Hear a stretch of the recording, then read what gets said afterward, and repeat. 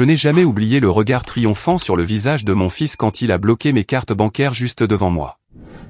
Marc tenait mon portefeuille dans une main et son téléphone dans l'autre, tandis que Chloé, ma belle-fille, filmait toute la scène avec un sourire qui me glaça jusqu'aux os. C'était un jeudi après-midi. Je venais de rentrer de l'épicerie et j'ai trouvé mes propres cartes éparpillées sur la table de la salle à manger comme une main de poker. Mes mains tremblaient lorsque j'ai essayé de les atteindre, mais il les a balayées d'un mouvement brusque qui m'a fait tressaillir. Le son de son rire résonne encore dans mes oreilles, aigu et cruel, comme le cri d'un animal qui vient d'attraper sa proie. « J'ai bloqué toutes tes cartes, maman, » annonça-t-il, sa voix ferme, presque cérémonieuse, comme s'il faisait une déclaration importante à un public invisible. « Maintenant, tu devras me demander chaque centime. » Ces mots tombèrent sur moi comme des pierres, l'une après l'autre, me frappant la poitrine jusqu'à m'ôter l'air des poumons. Chloé s'avança alors avec cette démarche lente et calculée qu'elle avait perfectionnée pendant les 2 ans qu'elle avait été mariée à mon fils. « Tu veux acheter de la nourriture ?» demanda-t-elle avec une fausse douceur, inclinant la tête comme si elle parlait à un petit enfant. « Tu devras demander la permission. Besoin de nouveaux vêtements ? Tu devras les supplier. » Sa voix montait à chaque phrase, se nourrissant de mon silence, de la manière dont je pressais mes lèvres l'une contre l'autre pour ne pas pleurer devant eux. J'ai senti quelque chose se briser en moi à ce moment-là. Ce n'était pas seulement ma fierté ou ma dignité. C'était quelque chose de plus profond, quelque chose qui avait à voir avec toutes les années où j'avais travaillé pour construire cette vie. 10 ans à la National Trust Bank, me levant à 5 heures du matin, prenant 2 bus de ville pour arriver à l'heure, souriant à des clients difficiles, apprenant chaque procédure, chaque code, chaque secret de ce monde de chiffres et de comptes qui me semblait maintenant si distant.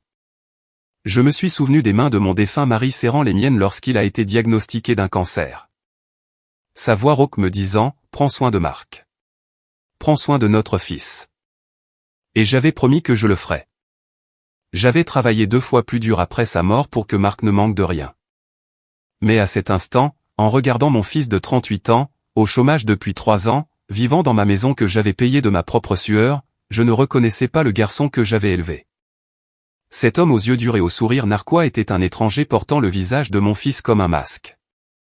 Chloé s'assit sur mon canapé, celui que j'avais acheté en solde après avoir économisé pendant 6 mois, et croisa les jambes avec une satisfaction qui me retourna l'estomac. C'était elle qui avait planté cette graine empoisonnée dans la tête de Marc. Je le savais depuis le début, depuis le jour où elle m'avait regardé de haut en bas lors de notre premier dîner de famille et avait demandé d'une voix sirupeuse combien d'argent j'avais économisé à la banque. Marc rangea mes cartes dans son portefeuille, un portefeuille en cuir que je lui avais offert pour son dernier anniversaire, et le fourra dans sa poche arrière d'un geste possessif. « À partir de demain, voici les règles, dit-il, me pointant du doigt comme si j'étais une employée qu'il venait d'embaucher. Chaque vendredi, tu me présenteras une liste de ce dont tu as besoin. Je déciderai ce qui est nécessaire et ce qui est un luxe. Si tu veux prendre un café avec tes amis, tu me le demandes 3 jours à l'avance. Si tu as besoin de médicaments, tu m'apportes d'abord l'ordonnance. Tout passe par moi. Compris ? » Sa voix était ferme, exercée, comme s'il avait répété ce discours devant le miroir. Je hochai la tête silencieusement car ma voix s'était cachée quelque part au fond de ma gorge, un endroit où les mots se transformaient en nœuds impossibles à défaire. Chloé frappa doucement des mains comme si elle venait d'assister à une pièce bien exécutée. « Parfait, » murmura-t-elle. « Maintenant, tu vas apprendre ce que signifie respecter ton fils. Après tout, maman, tu es trop vieille pour gérer de l'argent. Tu pourrais te tromper. Tu pourrais perdre tes cartes. Tu pourrais tomber dans une escroquerie. Nous te protégeons, c'est tout. » La façon dont elle prononça le mot « protéger » me fit serrer les poings jusqu'à ce que mes ongles s'enfoncent dans mes paumes. Cette nuit-là, je n'ai pas pu dormir. Je suis resté assise dans l'obscurité de ma chambre, écoutant les rires venant du salon, le tintement des verres à vin qu'ils avaient pris dans mon armoire, la musique forte vibrant à travers les murs. J'ai pensé aux 10 ans que j'avais passés derrière ce bureau à la banque, à tout ce que j'avais appris sur les comptes, sur les systèmes, sur les procédures que très peu de gens connaissaient. J'ai pensé à Catherine, mon ancienne collègue, qui était maintenant directrice régionale. J'ai pensé aux codes de sécurité que je me souvenais encore par cœur, aux failles du système que seuls les employés vétérans connaissaient. Et tandis que les rires de Marc et Chloé transperçaient les murs comme des couteaux, quelque chose de froid et de dur commença à se former dans ma poitrine. Ce n'était pas encore de la colère. C'était quelque chose de plus calculé, de plus patient. C'était la naissance d'un plan. La première humiliation réelle survint le samedi matin. Je me suis réveillé avec l'estomac vide et je me suis souvenu qu'il n'y avait plus de café à la maison. Pendant 40 ans, j'avais acheté mon propre café, rempli mon propre garde-manger, décidé de la marque, du type, de la quantité. Mais ce matin-là, j'ai dû descendre les escaliers à pas lents, répétant mentalement les mots que j'aurais à dire. Je les ai trouvés dans la cuisine en train de prendre le petit déjeuner, des crêpes fraîchement préparées avec la farine que j'avais achetée la semaine précédente, du jus d'orange dans mes verres, du beurre fondant sur les assiettes. Chloé portait une robe de chambre en soie verte que je n'avais jamais vue.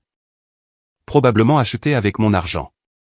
Marc, j'ai besoin d'argent pour acheter du café, dis-je, essayant de garder ma voix stable, mais les mots sortirent plus doux que prévu, presque un murmure. Mon fils leva les yeux de son téléphone où il jouait à un jeu vidéo et me lança un regard noir comme si je venais d'interrompre quelque chose de très important. « Excuse-moi » demanda-t-il d'un ton qui me fit me sentir petite.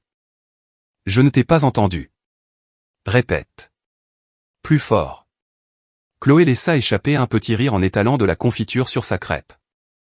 J'avalai difficilement, sentant la chaleur monter dans mon cou et mes joues. J'ai besoin d'argent pour acheter du café, répétai-je un peu plus fort, détestant chaque syllabe qui quittait ma bouche. Marc claqua son téléphone sur la table avec un bruit sec qui me fit sursauter. Et comment demande-t-on quelque chose correctement, maman, demanda-t-il, se penchant sur ses coudes. Je n'ai pas entendu le mot magique. Je n'ai pas non plus entendu de merci pour tout ce que je fais pour toi, pour te donner un toit sur la tête, pour prendre soin de toi dans ta vieillesse. Ces mots étaient absurdes, grotesques même. Mais il les prononçait avec une telle conviction que pendant un instant, j'ai douté de ma propre réalité. C'était ma maison, achetée avec mon argent, payée avec des années de réveil avant l'aube. Mais voilà mon fils, me parlant comme si j'étais une intruse, un fardeau qu'il avait généreusement décidé de supporter. S'il te plaît, murmurai-je, sentant quelque chose s'effondrer en moi à chaque lettre. Pourrais-tu me donner de l'argent pour acheter du café ? Chloé applaudit à nouveau avec ce geste théâtral qui semblait être sa signature. Beaucoup mieux, gazouilla-t-elle. Tu vois, tu peux être poli quand tu essaies. Marc sortit son portefeuille. Mon portefeuille en réalité, et compta lentement 3 billets de $5. 15$, annonça-t-il, les laissant tomber sur la table au lieu de me les tendre. Et je veux la monnaie exacte quand tu reviens. Si tu dépenses 16, tu me rends 16. Si tu dépenses 14,50, tu me rends 14,50. C'est clair ? Je hochai la tête en ramassant les billets d'une main tremblante, sentant leurs yeux fixés sur mon dos tandis que je quittais la cuisine. Au supermarché, en attendant à la caisse avec ma boîte de café bon marché, le plus abordable que je puisse trouver, j'ai senti les larmes menacées de déborder. La caissière, une jeune fille aux cheveux attachés en queue de cheval, me sourit chaleureusement. « Bonjour, Madame Carole, dit-elle, me reconnaissant de mes passages habituels. Juste du café aujourd'hui, hein. » Sa gentillesse me brisa presque complètement. Je rentrai à la maison avec $13,20 de monnaie, que je posai sur la table de la cuisine où Marc était toujours sur son téléphone. Il compta chaque pièce, chaque billet, bougeant ses lèvres silencieusement comme s'il résolvait une équation compliquée. « D'accord, dit-il finalement sans me regarder. Tu peux y aller. » Les jours se transformèrent en une routine de petites morts quotidiennes. Le mardi, j'ai eu besoin de shampoing et j'ai dû demander la permission devant Chloé, qui a insisté pour que je lui montre la quantité restante dans la bouteille avant d'approuver l'achat. Le mercredi, j'ai voulu acheter du pain frais et j'ai dû attendre 2 heures que Marc termine sa sieste pour le lui demander. Il m'a donné le montant exact, pas un centime de plus, et quand je suis revenu avec le pain encore chaud, il l'a reniflé avec suspicion, comme si j'avais pu faire quelque chose de mal pendant les 10 minutes de marche jusqu'à la boulangerie.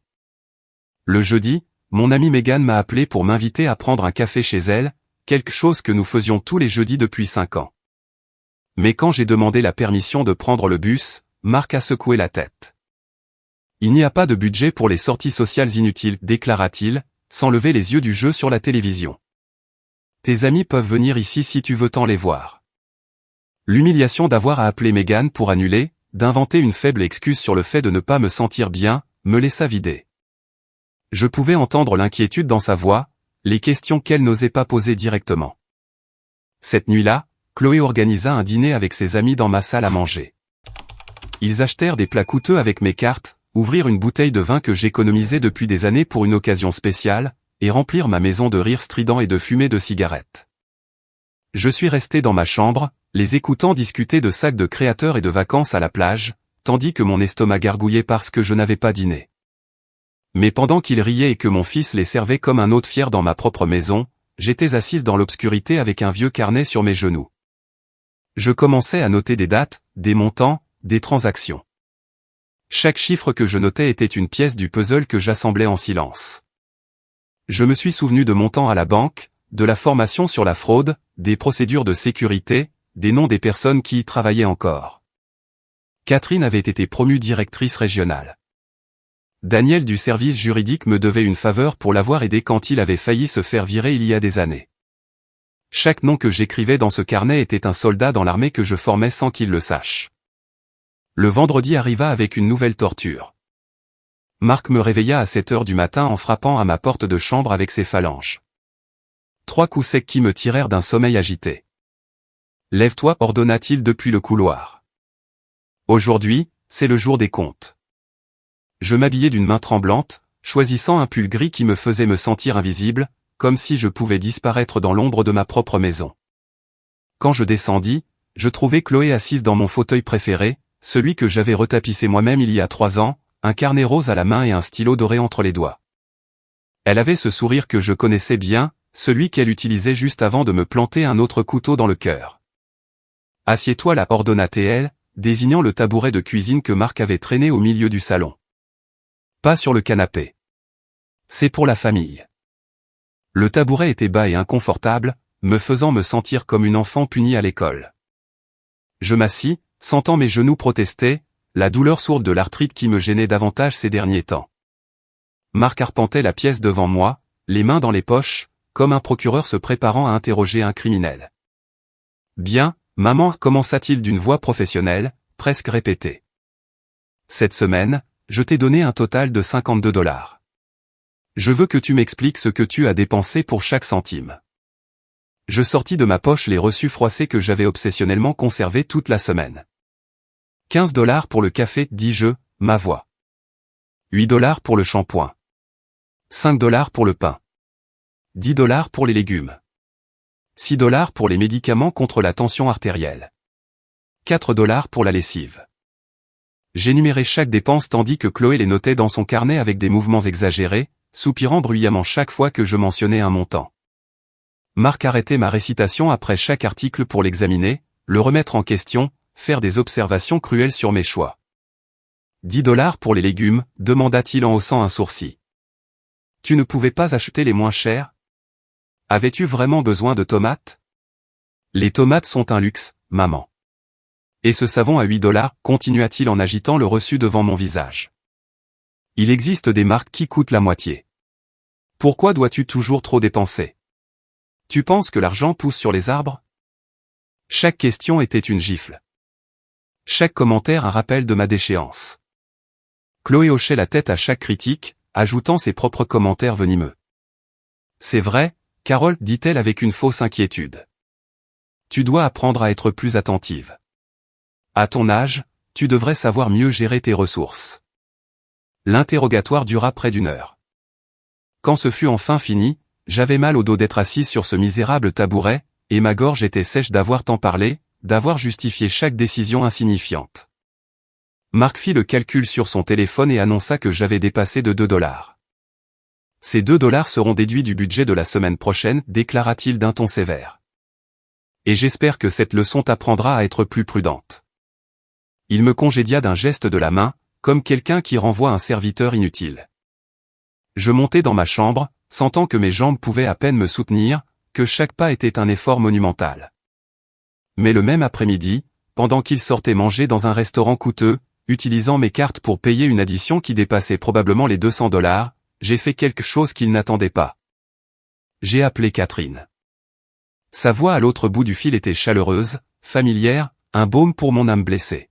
« Carole, quelle surprise !» s'exclama-t-elle avec une joie sincère. « Je n'ai pas eu de tes nouvelles depuis des mois. Comment vas-tu ?» Les mots restèrent coincés dans ma gorge un instant. Puis ils sortirent tous à la fois. Entrecoupé, urgent. J'ai besoin de ton aide, Catherine. J'ai besoin d'informations. Il y eut un bref silence à l'autre bout. Puis sa voix changea, devenant sérieuse, concentrée. Dis-moi ce dont tu as besoin, répondit-elle sans hésitation. J'expliquai ma situation à voix basse, regardant constamment vers la porte de ma chambre pour m'assurer que j'étais seul. Je lui parlais des cartes bloquées, des humiliations, de la façon dont mon propre fils m'avait transformé en prisonnière dans ma propre maison. Catherine écouta en silence, et quand j'eus fini de parler, je pouvais sentir son indignation à travers le téléphone. « Donne-moi tes numéros de compte, dit-elle finalement. Je vais vérifier l'activité récente. S'il y a quoi que ce soit de suspect, nous le trouverons. » Elle me dicta une adresse email cryptée où je pouvais lui envoyer les informations en toute sécurité, quelque chose que seule une personne ayant son niveau d'accès à la banque aurait. Cette nuit-là, je travaillais en silence en utilisant le vieil ordinateur portable que j'avais rangé dans le placard, celui que Marc pensait ne plus fonctionner. Je rassemblais tout ce dont je pouvais me souvenir sur mes comptes, les numéros, les dates d'ouverture, les soldes approximatifs. J'envoyais tout à Catherine avec une liste de transactions que j'avais réussi à voir sur les derniers relevés avant que Marc ne me coupe l'accès. Elle répondit en moins de 2 heures avec un message bref mais puissant. Il y a des mouvements très étranges ici, Carole. Des transferts importants vers des comptes que je ne reconnais pas. Des retraits d'espèces qui ne correspondent pas à ton profil normal. Donne-moi 48 heures et j'aurai un rapport complet. Je dois impliquer Daniel du service juridique. Tu te souviens de lui? Bien sûr, je me souvenais de Daniel. Il avait été un jeune analyste quand j'y travaillais, un gamin nerveux qui avait failli perdre son emploi à cause d'une erreur dans un rapport important. J'avais passé des heures à l'aider à le corriger, à lui enseigner les bonnes procédures, à le couvrir auprès des superviseurs. Il m'avait dit qu'il n'oublierait jamais, que si j'avais besoin de quoi que ce soit, il suffisait de demander. Maintenant, des années plus tard, il était temps de lui demander cette faveur. Dis-lui que j'appelle, écrivis-je en réponse. Dis-lui que Carole a besoin de son aide. La réponse de Catherine arriva presque instantanément. C'est déjà fait. Il est partant. Nous allons découvrir ce que ton fils fait avec ton argent. Je te le promets. Je fermai l'ordinateur portable et le cachai à nouveau au fond du placard entre de vieilles couvertures et des boîtes de photos que plus personne ne regardait. J'entendis la porte d'entrée s'ouvrir, les rires d'ivrogne de Marc et Chloé entrant dans la maison, le bruit des clés jetées sur la table. Elles fredonnaient une chanson tandis qu'ils montaient les escaliers, leurs pas maladroits et bruyants. Ils passèrent devant ma porte sans s'arrêter, sans se demander comment j'allais, si j'avais mangé, si j'avais besoin de quelque chose. Pour eux, j'étais invisible maintenant, juste un autre meuble dans la maison. Quelque chose à utiliser si nécessaire et à oublier le reste du temps. Mais dans l'obscurité de ma chambre, le cœur battant fort contre mes côtes, j'ai souri pour la première fois depuis des semaines. Ils pensaient m'avoir vaincu. Ils n'avaient aucune idée que je ne faisais que commencer. Le lundi matin, le temps était gris et froid, avec ce genre d'humidité qui vous pénètre jusqu'aux os et ne vous lâche pas. Je me suis levé tôt comme toujours car malgré tout, mon corps se souvenait encore de décennies de réveil matinal pour le travail. Marc et Chloé dormaient encore, probablement se remettant d'une autre nuit d'excès payé avec mon argent. Je suis descendu, prenant soin de ne pas faire de bruit, et je me suis préparé un café avec le peu qui restait dans la boîte. Je me suis assise près de la fenêtre de la cuisine, regardant le soleil essayer de percer les nuages quand mon téléphone a vibré dans la poche de mon tablier. C'était un message de Catherine. Il faut qu'on se parle aujourd'hui. Peux-tu sortir de la maison sans qu'il te voie? Mon cœur s'est accéléré. J'ai regardé vers les escaliers, écoutant le silence du premier étage. J'ai répondu rapidement. À 10 heures, je peux dire que je vais chez le médecin. J'ai une vieille confirmation de rendez-vous que je peux utiliser comme excuse. La réponse est venue en quelques secondes. Parfait. Je te retrouve au café du coin. Celui à 3 pâtés de maison de la banque. N'apporte pas ton téléphone personnel. Utilise celui que je vais te donner. J'ai froncé les sourcils à cette dernière instruction. Mais je faisais confiance à Catherine. Si elle disait que c'était nécessaire, alors ça l'était. Je suis monté dans ma chambre et j'ai caché mon téléphone sous le matelas. Puis j'ai fouillé dans mes papiers jusqu'à trouver la confirmation d'un rendez-vous médical d'il y a 2 mois. Ce serait suffisant si Marc demandait une preuve. À 9h30, quand j'ai enfin entendu du mouvement dans la chambre de mon fils, je suis descendu avec le papier à la main et j'ai frappé doucement à sa porte. Marc l'a ouverte, les cheveux ébouriffés et les yeux gonflés, clairement agacé par l'interruption. « Qu'est-ce que tu veux » grogna-t-il, appuyé contre le chambranle de la porte. « J'ai un rendez-vous chez le médecin à 10h30, dis-je, lui montrant le papier d'une main tremblante. J'ai besoin d'argent pour le taxi et pour payer le ticket modérateur. » Il m'a arraché le papier des mains et l'a examiné les yeux plissés comme s'il s'agissait d'un document falsifié. « Et pourquoi ne me l'as-tu pas dit plus tôt » demanda-t-il d'un ton accusateur. « Tu es censé m'informer de ces choses à l'avance. » J'ai oublié. Je mentis, baissant les yeux. Je suis désolé. S'il te plaît, Marc. C'est important. C'est pour ma tension artérielle. Il soupira d'agacement et disparut dans la pièce. Je pouvais entendre sa voix étouffée dire quelque chose à Chloé, puis leur rire, probablement en se moquant de moi. Il revint avec $30 et me les tendit avec une expression insupportable de supériorité. C'est pour le taxi aller-retour, et pour le ticket modérateur, expliqua-t-il, comme si j'étais incapable de comprendre les mathématiques de base. S'il reste quelque chose, tu me le rends. Et je veux le reçu du médecin quand tu reviens. Compris? Je hochai la tête en mettant l'argent dans mon vieux sac à main, celui en tissu marron que j'utilisais depuis des années, qui avait maintenant des bretelles usées. Je quittai la maison, sentant l'air froid me frapper le visage, et pour la première fois depuis des semaines, cet air avait le goût de la liberté. Je marchai rapidement jusqu'à l'arrêt de bus, regardant par-dessus mon épaule à chaque pas pour m'assurer que personne ne me suivait. Le trajet jusqu'au café me sembla interminable. Chaque feu rouge était une torture, chaque arrêt de bus un retard insupportable. J'atteignis enfin le coin de la rue, un petit café aux vitres embuées et à l'odeur de pain fraîchement cuit. Catherine était déjà là, assise à une table au fond, loin des fenêtres. Quand elle me vit entrer, elle se leva et me serra fort dans ses bras. Je m'accrochai à elle comme une noyée à une bouée de sauvetage, sentant les larmes que j'avais retenues pendant des semaines enfin s'échapper. « C'est bon » murmura Catherine en me frottant le dos. « C'est bon, Carole. Nous allons arranger ça. » Nous nous sommes assises et elle a sorti de son sac un épais dossier Kraft et un nouveau téléphone portable encore dans sa boîte. « Première chose d'abord, dit-elle, me poussant le téléphone.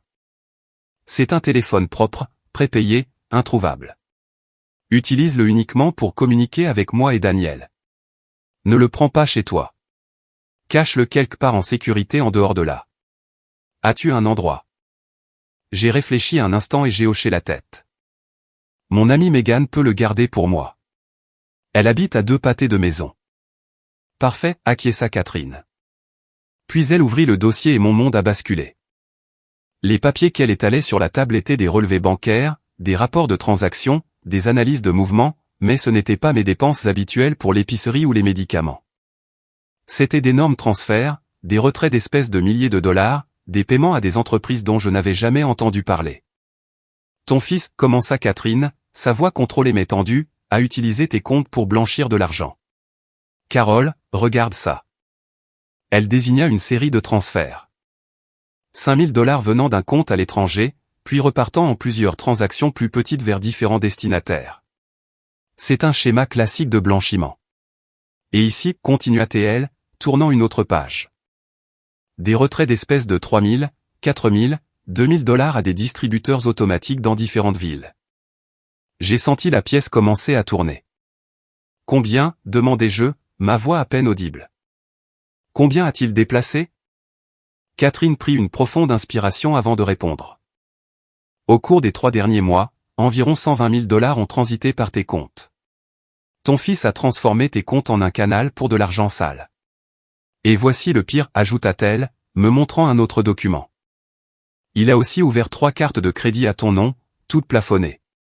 Tu dois $45 000 de dettes dont tu n'avais même pas connaissance. J'ai senti la bile monter dans ma gorge. $45 000. $120 000 blanchis. Mon fils ne m'avait pas seulement humilié. Il m'avait transformé en criminel. Comment est-ce possible, murmurai-je, sentant les larmes couler librement maintenant. Comment a-t-il pu faire tout cela sans mon autorisation? Catherine désigna plusieurs documents avec des signatures. Ce sont des faux, expliqua-t-elle. De bons faux, je l'avoue.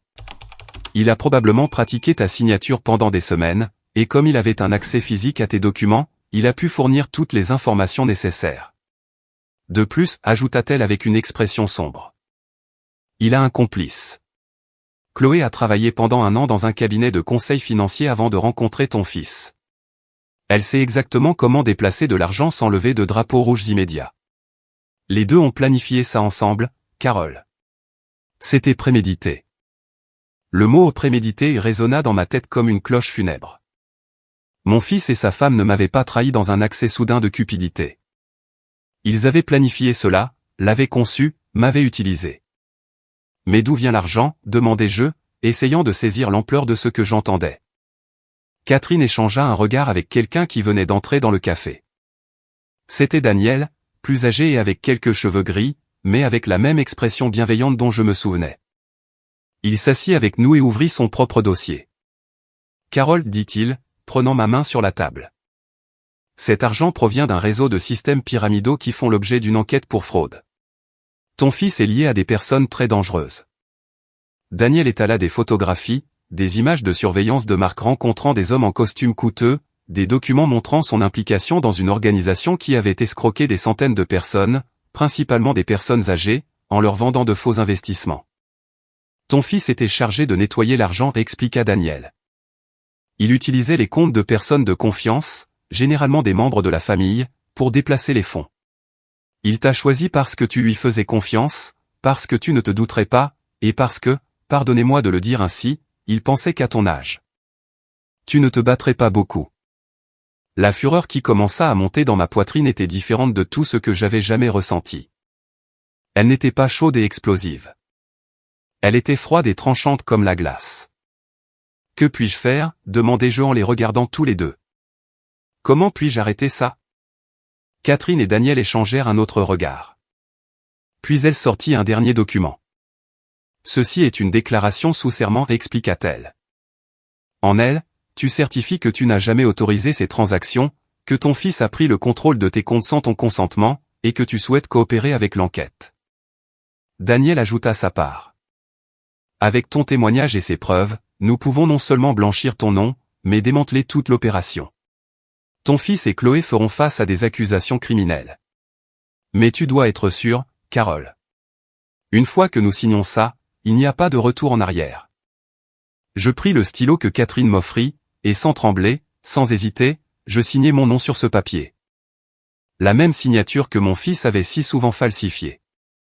Cette fois, c'était réel, et cette fois, cela signifiait sa fin.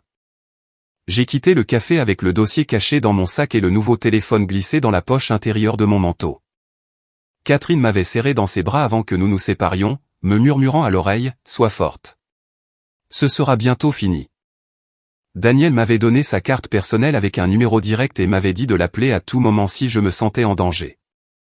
Le mot « danger » m'avait hérissé le poil. Mon propre fils, la personne que j'avais portée dans mon ventre pendant 9 mois, était devenue une menace. J'ai marché les 2 pâtés de maison jusqu'à la maison de Megan à pas lourd, sentant le poids de la vérité écraser mes épaules. Megan a ouvert la porte et son expression a immédiatement changé quand elle m'a vu. « Carole, mon Dieu, qu'est-ce qui ne va pas ?» demanda-t-elle, me tirant rapidement à l'intérieur. « Tu as l'air terrible. Tu es malade ?» Nous nous sommes assises dans son salon douillet avec ses plantes aux fenêtres et l'odeur d'une bougie parfumée à la cannelle, et pour la première fois depuis des semaines, je me suis permis de m'effondrer complètement. Je lui ai tout raconté entre les sanglots, les humiliations, le contrôle, les cartes bloquées, et enfin la vérité que je venais d'apprendre sur le blanchiment d'argent et les dettes. Megan a écouté les yeux écarquillés, sa main serrant la mienne avec une force croissante. « Ce salaud, marmonna-t-elle quand j'ai fini. Ce salaud pourri. » Je lui ai montré le téléphone que Catherine m'avait donné et lui ai expliqué que je devais le laisser caché chez elle, que je ne pouvais pas risquer que Marc le trouve. Sans une seconde d'hésitation, Megan a pris le téléphone et l'a glissé dans un vase décoratif sur son étagère la plus haute. « Il sera en sécurité ici, a-t-elle promis. Et tu viens ici chaque fois que tu as besoin de l'utiliser. En fait, Carole, reste ici. Ne retourne pas dans cette maison. Reste avec moi jusqu'à ce que ce soit résolu. » L'offre était tentante. Si tentante que j'ai failli dire oui. Mais je savais que si je disparaissais maintenant, Marc se douterait de quelque chose. Je devais retourner faire comme si rien n'avait changé, pour donner à Daniel et Catherine le temps dont ils avaient besoin pour monter le dossier. Je ne peux pas, ai-je répondu, essuyant mes larmes avec le dos de ma main. Si je pars maintenant, il saura que quelque chose ne va pas. Je dois maintenir la mascarade un peu plus longtemps. Juste quelques jours de plus. Megan n'était pas contente de ma décision, mais elle a compris. Elle m'a fait promettre de l'appeler chaque soir depuis son téléphone pour confirmer que j'allais bien, et elle m'a donné une clé de sa maison. Si tu te sens en danger à tout moment, tu viens ici. Peu importe l'heure. Tu m'entends? J'ai hoché la tête, mettant la clé dans le compartiment secret de mon sac, cette petite poche que peu de gens connaissaient. Nous nous sommes serrés dans les bras longtemps avant que je ne ressorte dans l'après-midi froid. Quand je suis rentré chez moi, il était presque 14 heures. J'avais pris un taxi pour rentrer, conservant soigneusement le reçu comme Marc l'avait ordonné.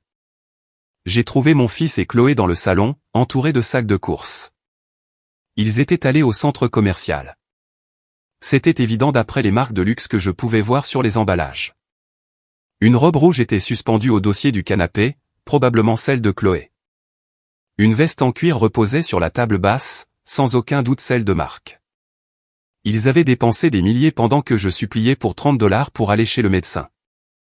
L'ironie était si grotesque qu'elle m'a presque fait rire hystériquement. Mais j'ai gardé mon calme, j'ai hoché la tête comme si j'étais d'accord, j'ai joué mon rôle de vieille femme soumise une dernière fois. Comment s'est passé le médecin? Demanda Marc sans lever les yeux de son téléphone. Chloé me regardait avec ce sourire moqueur familier, comme si elle savait que chaque pas que je faisais en dehors de la maison était une victoire pour eux. Bien, ai-je répondu d'une voix neutre. Il m'a prescrit les mêmes pilules que d'habitude. Voici le reçu. Je lui ai tendu le papier froissé avec la monnaie exacte des $30.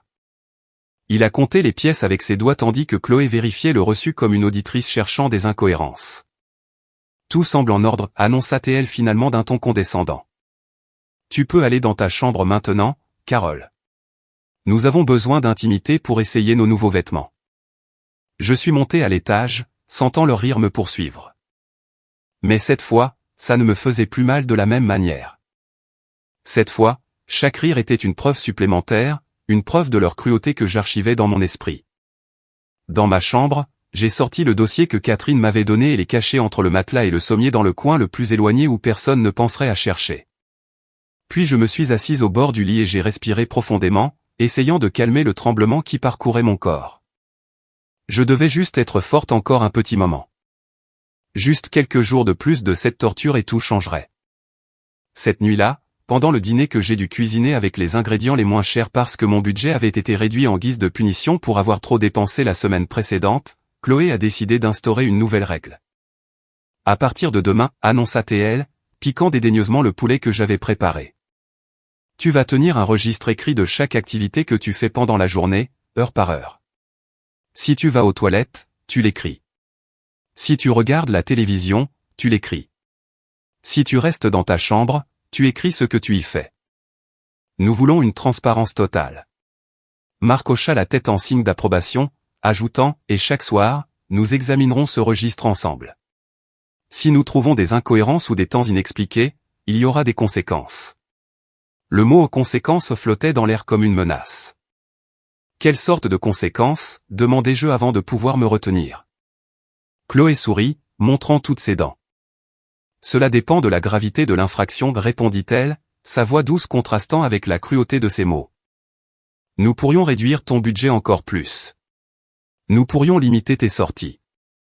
Nous pourrions, je ne sais pas, peut-être installer un tracker sur ton téléphone pour savoir où tu es à tout moment. Les possibilités sont infinies. Marc laissa échapper un rire à cette dernière suggestion, comme si c'était l'idée la plus brillante qu'il ait jamais eue. Ce n'est pas une mauvaise idée, maman. Un tracker. Pour ta propre sécurité, bien sûr. J'ai terminé mon dîner en silence. Chaque bouchée était de la cendre dans ma bouche. Quand ils m'ont permis de partir, j'ai fait la vaisselle en écoutant leurs projets pour le week-end.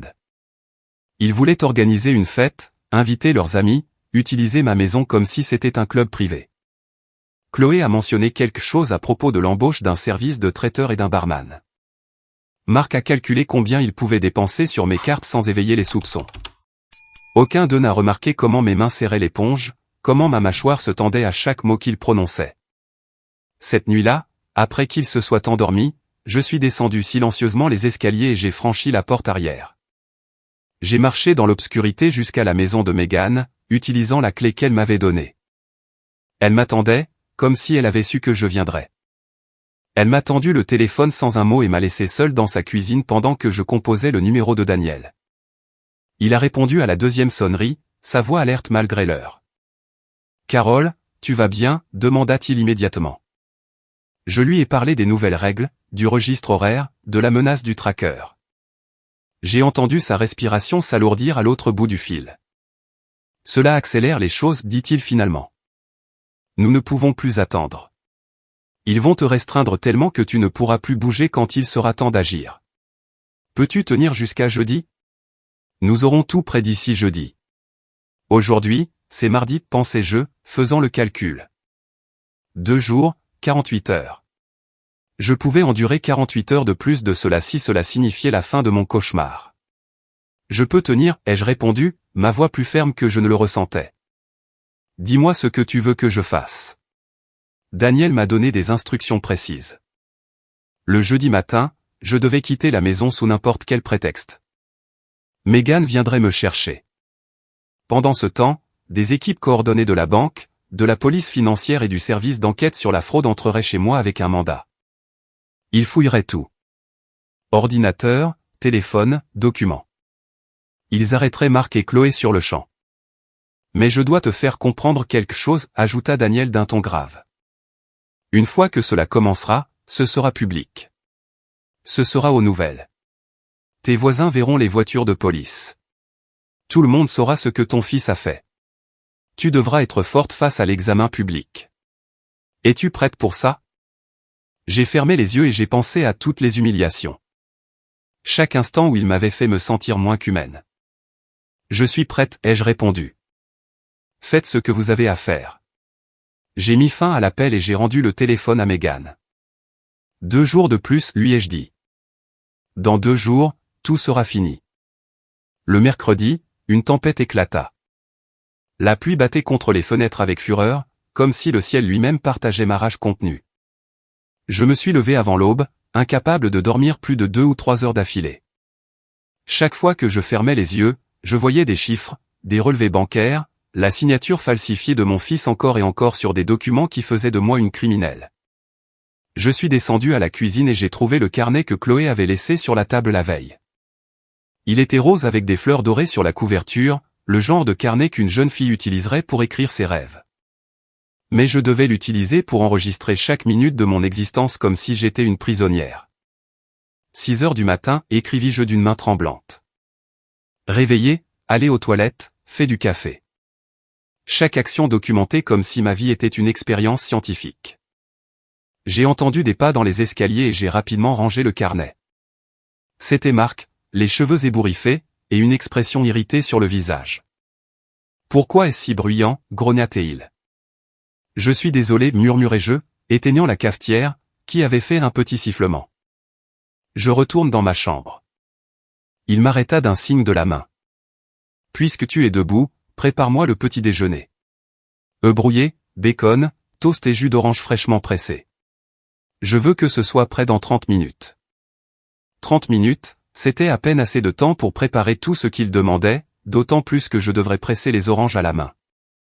Mon presse-agrumes électrique était cassé depuis des semaines, et il avait refusé de me donner de l'argent pour le remplacer. Je travaillais rapidement. Mes mains bougeaient par mémoire musculaire tandis que mon esprit était ailleurs. Demain, à cette heure-ci, pensais-je en fouettant les œufs, tout sera fini.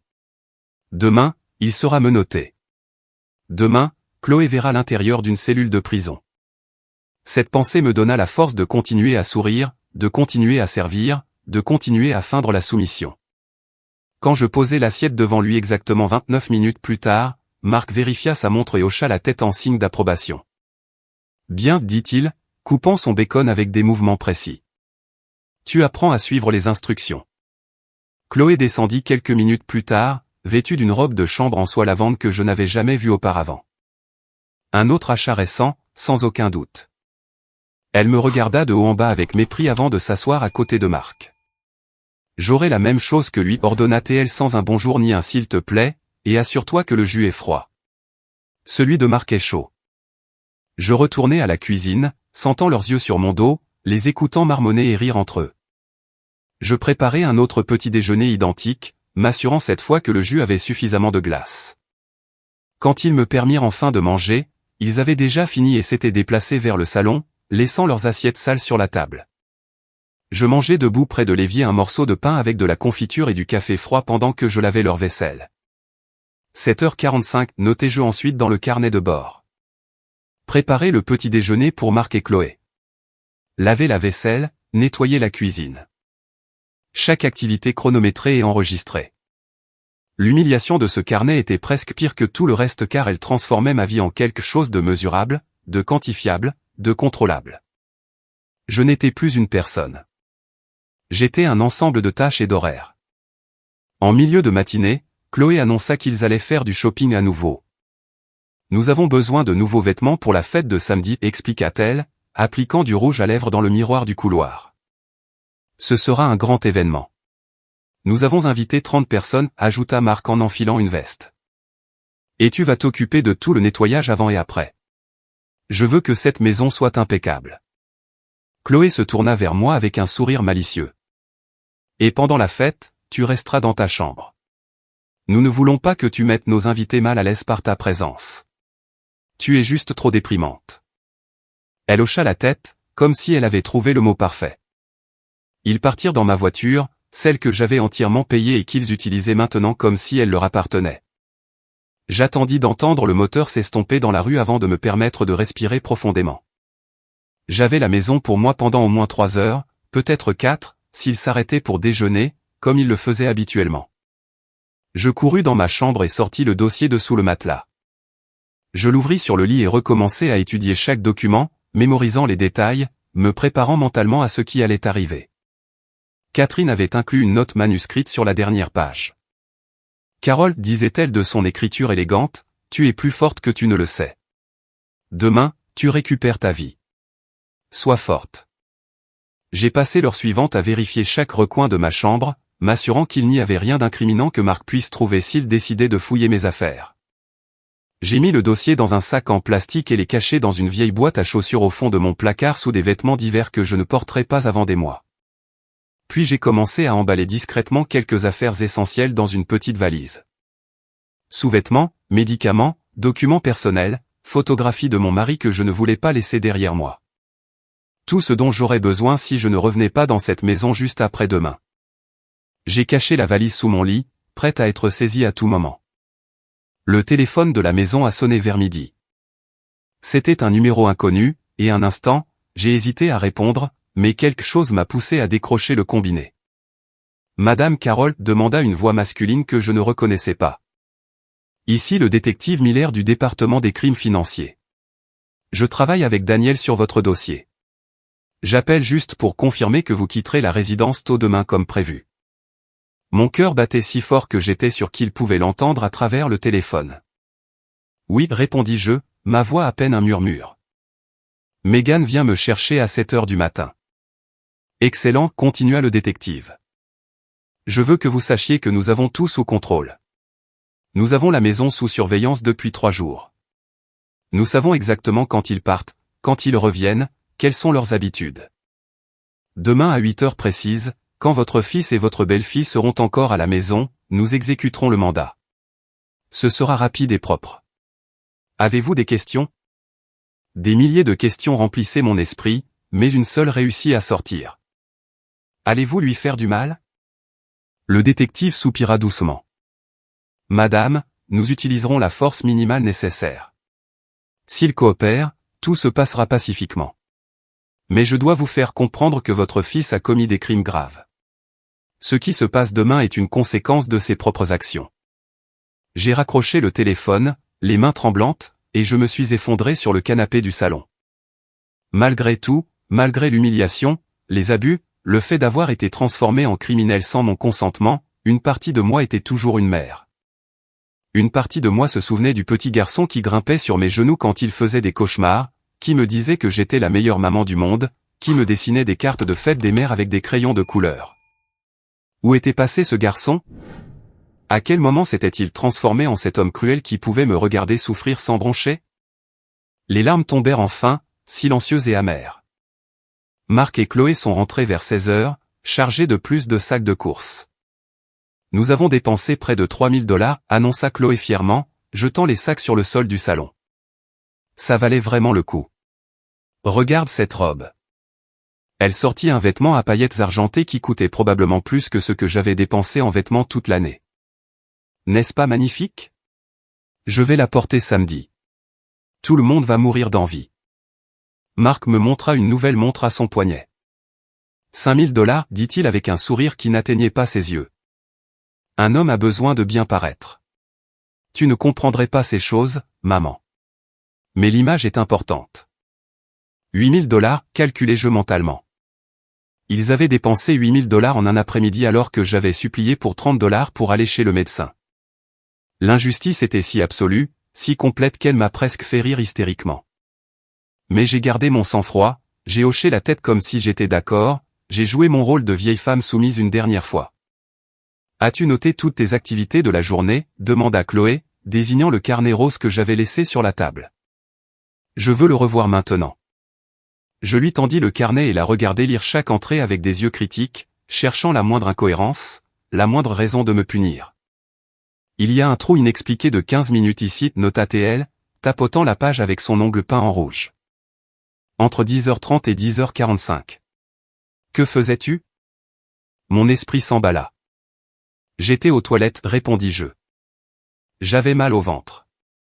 C'était probablement quelque chose que j'ai mangé hier. Elle plissa les yeux avec suspicion, mais finit par hocher la tête. D'accord, mais la prochaine fois, sois plus précise. Écris si tu vas aux toilettes et combien de temps. Nous avons besoin d'informations complètes. Elle me rendit le carnet et je le pris, sentant mes doigts se resserrer autour de lui. Demain, pensais-je, demain cette torture se termine. Demain, je récupère ma vie et vous deux allez payer pour chaque larme, pour chaque humiliation, pour chaque instant où vous m'avez fait me sentir moins qu'humaine. Le jeudi, un étrange silence régnait. Pas même les oiseaux ne semblaient chanter ce matin-là, comme si le monde entier retenait son souffle, attendant ce qui allait arriver. Je me suis levé à 5 heures, 2 heures avant l'arrivée prévue de Megan. Incapable de rester au lit plus longtemps, j'ai pris une douche froide pour me réveiller complètement, pour laver la peur qui s'accrochait à ma peau comme de la sueur. Je me suis habillé avec des vêtements confortables, un pantalon foncé et un pull gris. Rien de flashy. Je voulais être invisible si quelqu'un me voyait partir. J'ai vérifié une dernière fois la valise cachée sous le lit, m'assurant d'avoir tous les essentiels. Passeport, documents, argent liquide que j'avais économisé il y a des années dans une enveloppe secrète, tout ce dont j'aurais besoin si je ne revenais pas dans cette maison juste après-demain. J'ai descendu les escaliers, chaque pas ressemblant à un mouvement vers la liberté ou le désastre. Je ne savais toujours pas lequel. Dans la cuisine, j'ai fait du café avec des mains étonnamment stables. Je ne tremblais plus. Après des semaines de terreur, d'humiliation constante, j'avais atteint l'autre côté de la peur. C'était comme si j'avais traversé un mur invisible et que j'étais maintenant dans un endroit où rien ne pouvait me toucher. J'ai bu mon café lentement, savourant chaque gorgée, regardant par la fenêtre comment l'obscurité se transformait progressivement en une aube grisâtre. À 6h30, j'ai entendu du mouvement à l'étage. Marc était réveillé. Mes muscles se sont tendus instinctivement, me préparant à une autre confrontation, une autre humiliation. Mais ensuite je me suis souvenu que je n'avais qu'à tenir 30 minutes de plus. Une demi-heure et je serais sorti d'ici. Marc est descendu les escaliers en bâillant, se grattant le ventre à travers son t-shirt froissé. « Pourquoi es-tu debout si tôt ?» demanda-t-il, sa voix épaisse de sommeil. « J'ai besoin d'aller à la pharmacie » répondis-je avec le mensonge que j'avais répété toute la nuit. « Je n'ai plus de mes pilules contre la tension. La pharmacie ouvre à 7 heures, et je veux être la première là-bas. » Il me regarda les yeux plissés, évaluant si je disais la vérité. « Montre-moi la bouteille vide » ordonna-t-il. « Je ne te fais pas confiance. » Je suis monté dans ma chambre et suis revenu avec la bouteille de médicaments que j'avais stratégiquement vidée 2 jours plus tôt en prévision de ce moment. Marc l'inspecta, la secoua près de son oreille comme s'il pouvait entendre des mensonges dans le bruit du plastique vide, et finalement hocha la tête.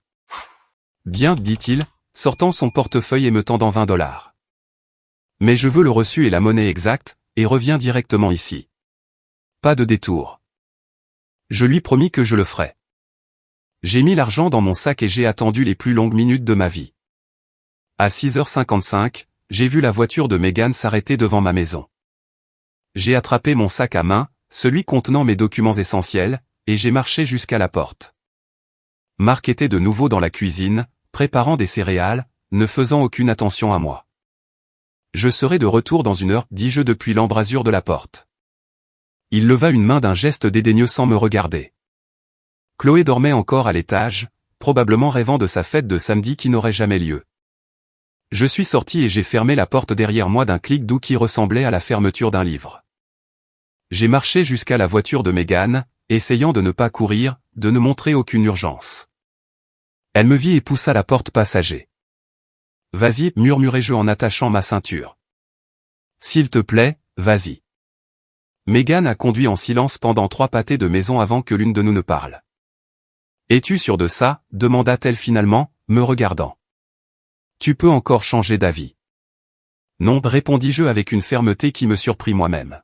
« Ça doit se terminer aujourd'hui. » Nous sommes arrivés chez elle et sommes entrés rapidement.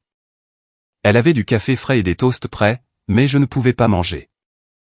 Je me suis assise près de la fenêtre avec le téléphone que Catherine m'avait donné, regardant l'horloge. 7h30, 7h45, 8h. Le téléphone a vibré dans ma main, me faisant sursauter. C'était un SMS de Daniel. Il commençait par « Reste où tu es. J'appellerai quand ce sera fait. » J'ai imaginé la scène se déroulant chez moi à ce moment précis. Les voitures de police arrivant silencieusement, les détectives frappant à la porte. La confusion de Marc alors qu'il ouvrait et voyait les badges. Je me suis demandé si Chloé serait encore dans sa robe de chambre quand il les forcerait à sortir, les mains levées. Je me suis demandé si mon fils penserait à moi à ce moment-là. S'il comprendrait enfin ce qu'il avait fait. Megan s'est assise à côté de moi et a pris ma main.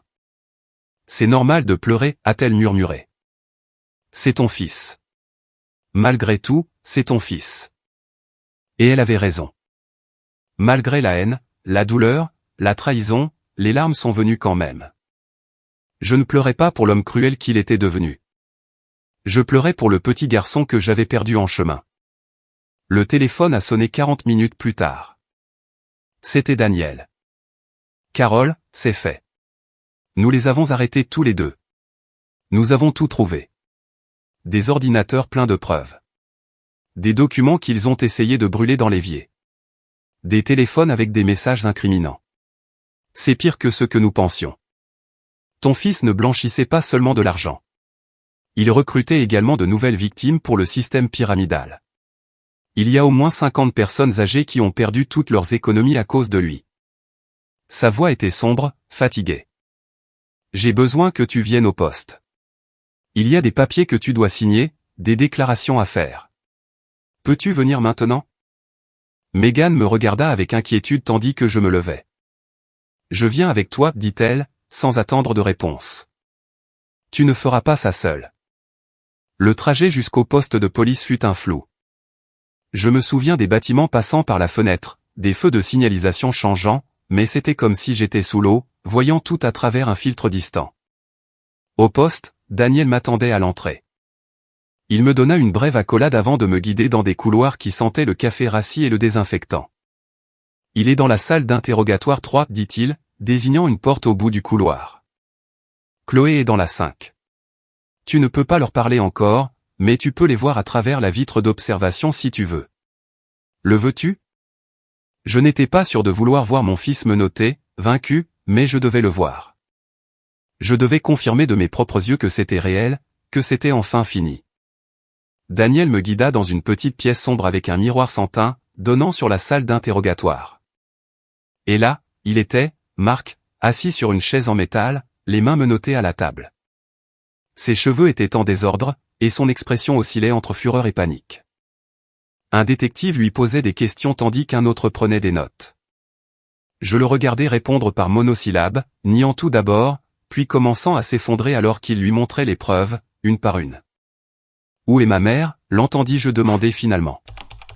Sa voix sonnait différemment, plus jeune, presque comme le garçon qu'il était. Elle doit expliquer que c'est une erreur. Elle m'a donné la permission d'utiliser ses comptes. Elle savait tout. Le détective secoua la tête. C'est votre mère qui a porté plainte, Marc. C'est elle la victime ici, pas votre complice. Je regardais ces mots le frapper comme des coups physiques. Son visage passa par une série d'expressions. Incrédulité, rage, et finalement quelque chose qui aurait pu être de la compréhension. Cette salope, murmura-t-il.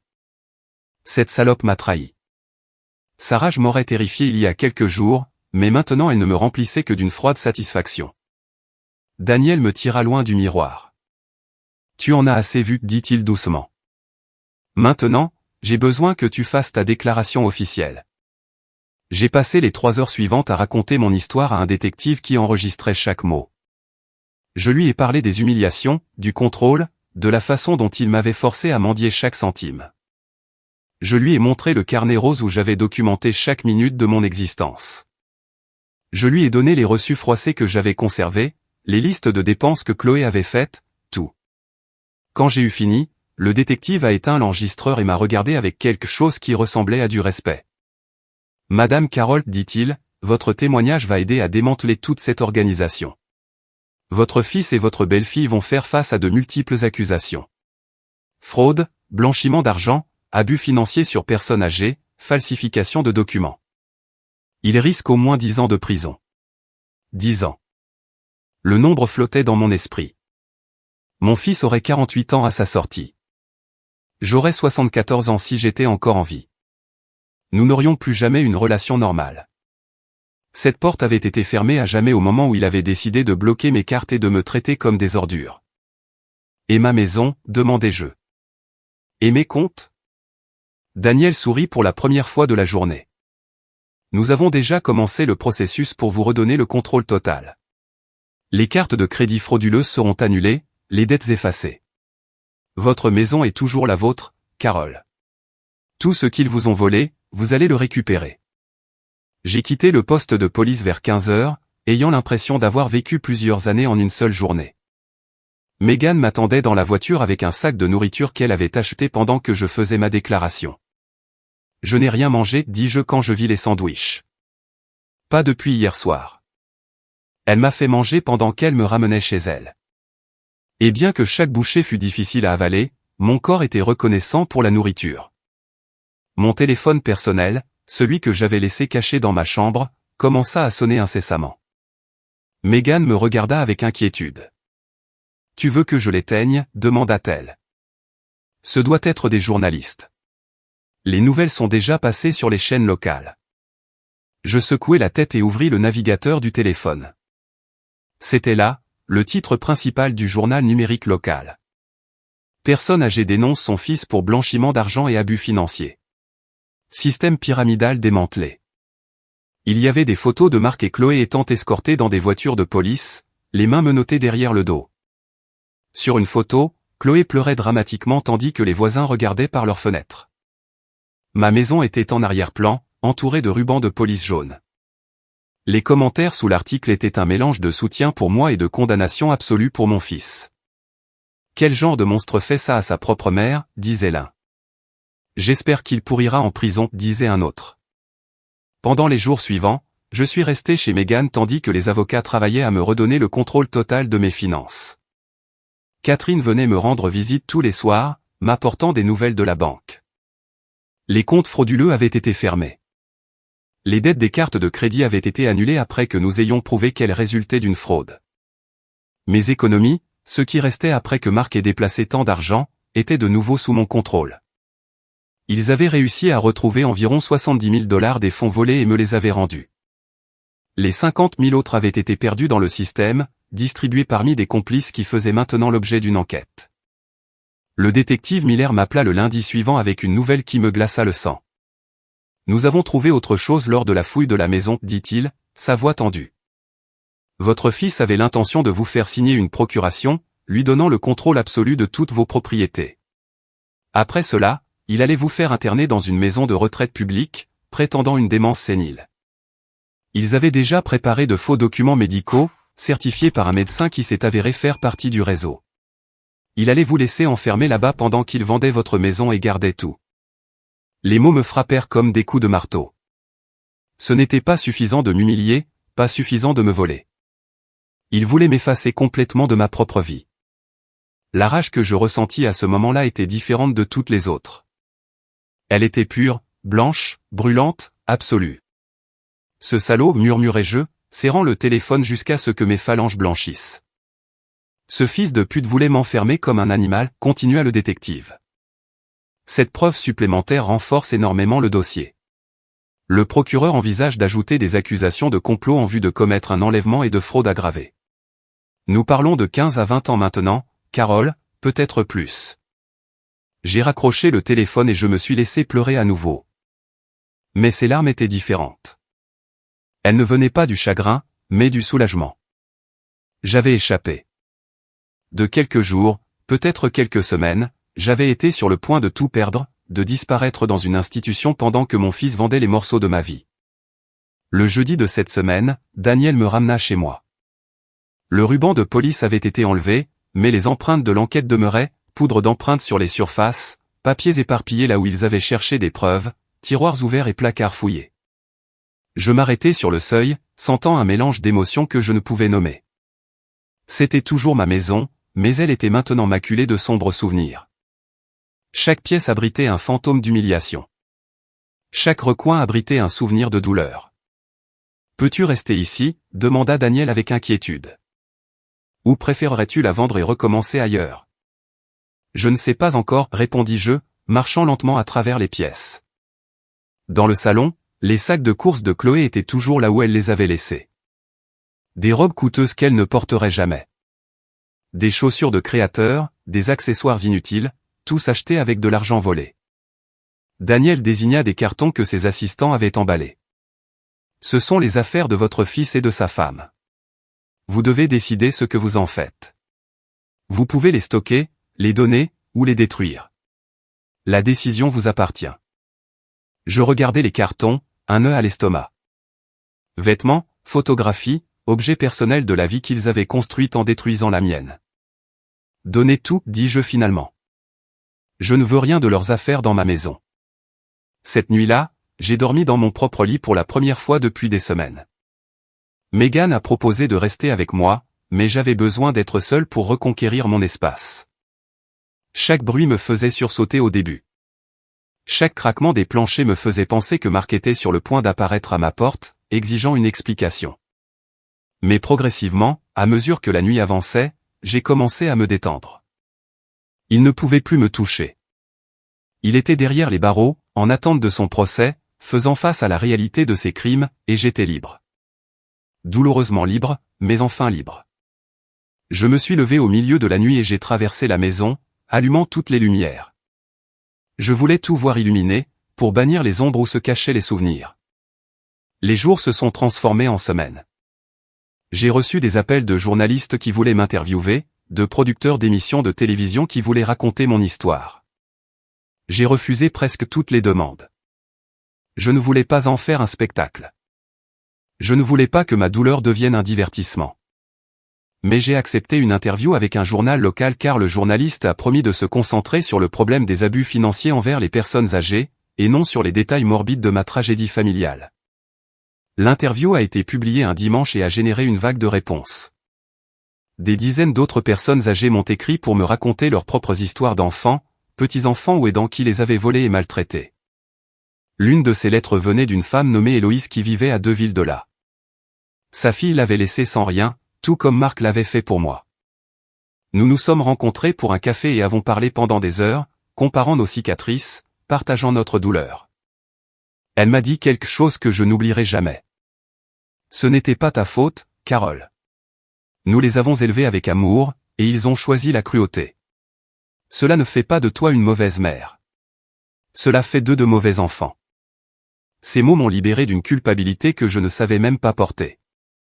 Pendant des semaines, je m'étais demandé ce que j'avais fait de mal, où j'avais échoué dans l'éducation de Marc. Mais Héloïse avait raison.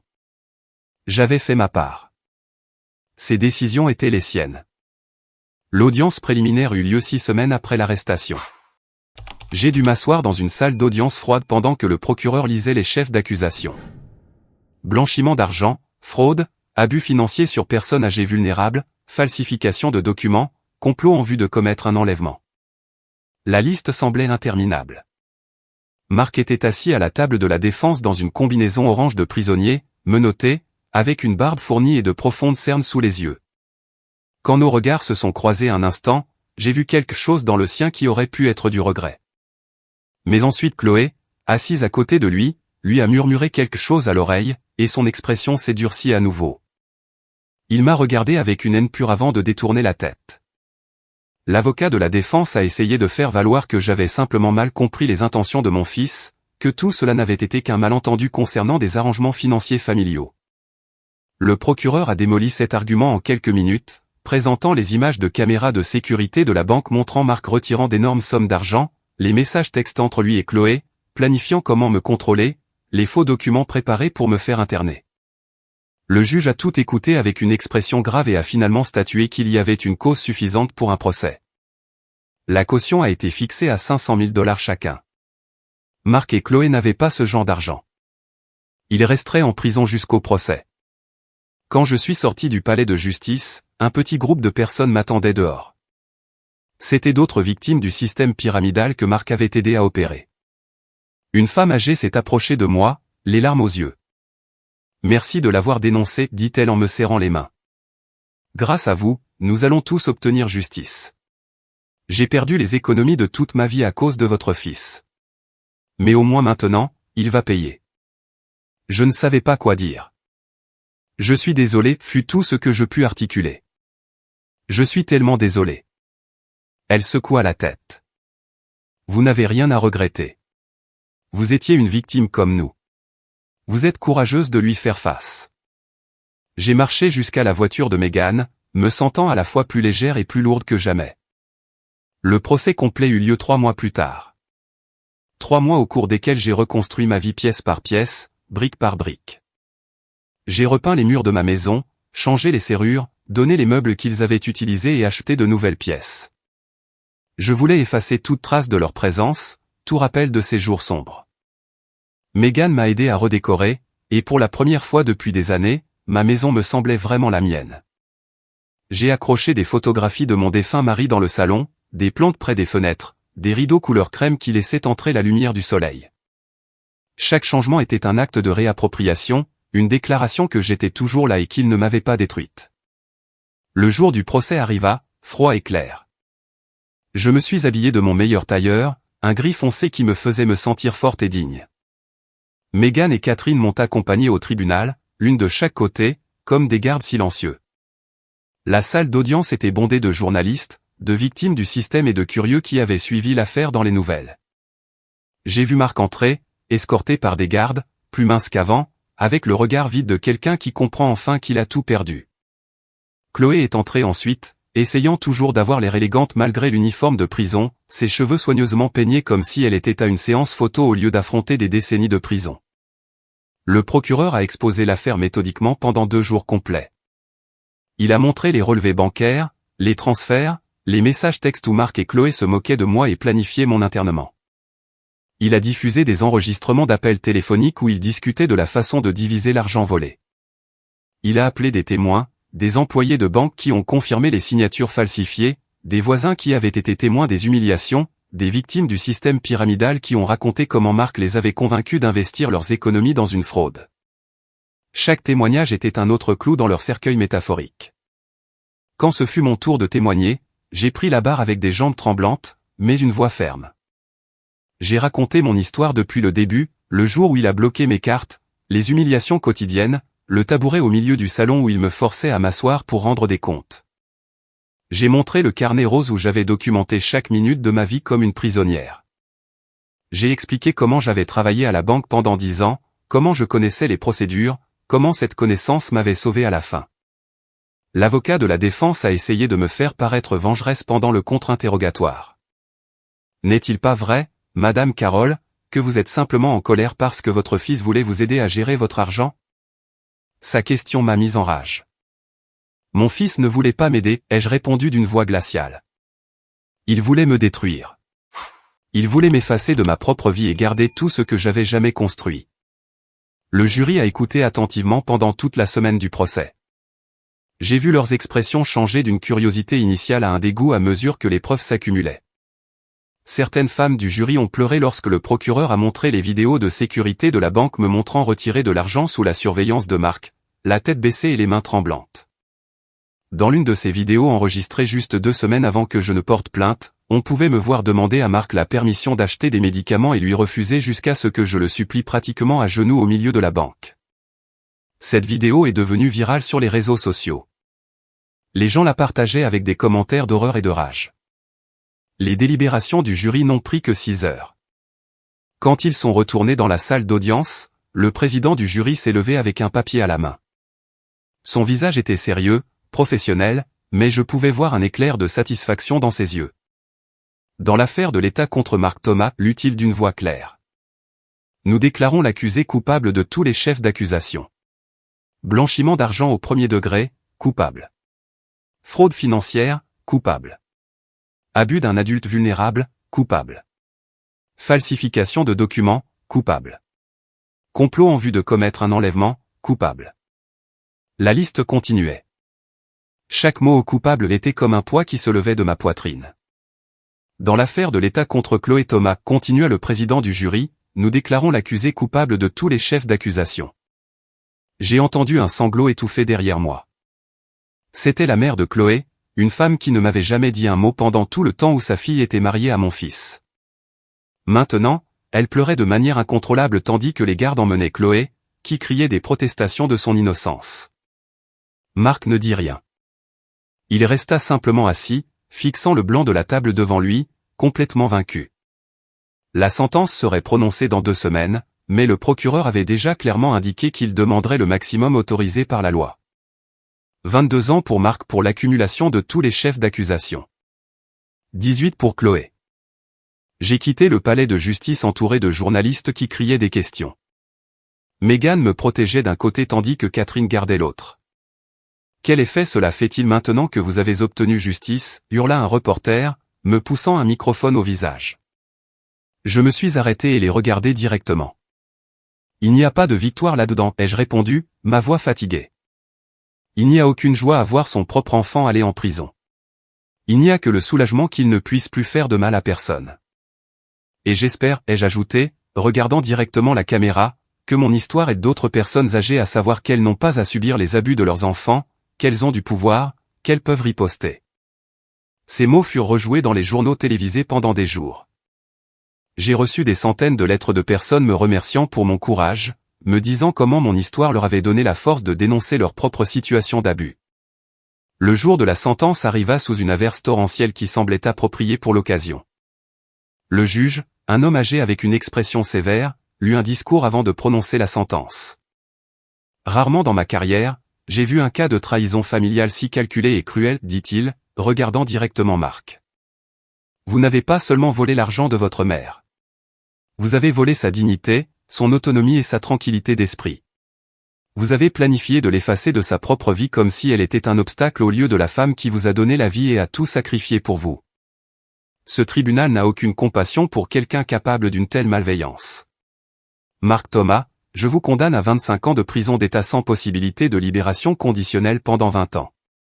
25 ans. Mark aurait 63 ans à sa sortie.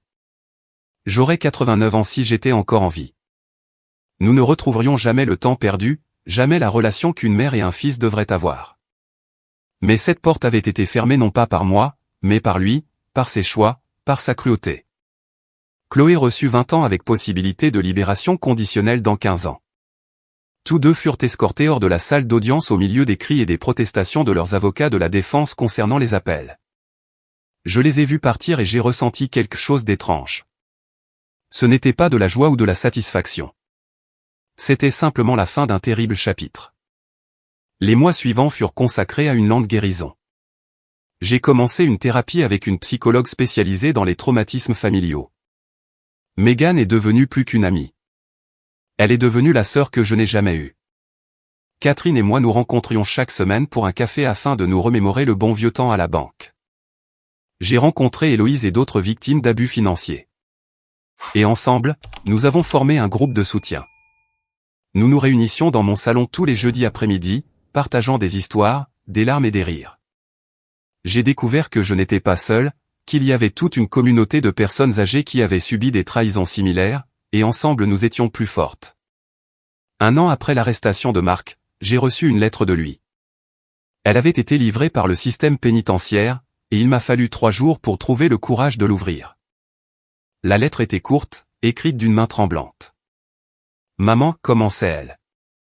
Et ce seul mot m'a fait pleurer avant que je ne lise le reste.